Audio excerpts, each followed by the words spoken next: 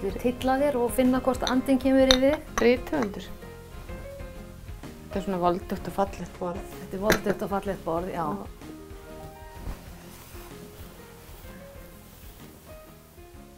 Skoða þetta? Nei. Nei. Nei. Ekki prestur, ekki rithöfundur. Ekki rithöfundur. En hún sem sagt trúuð, Hún trúuð. og les mikið. Já.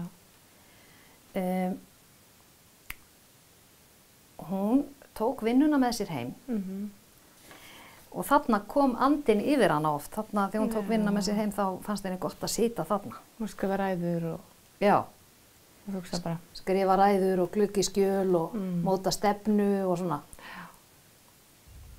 Þá satt hún hér. Já.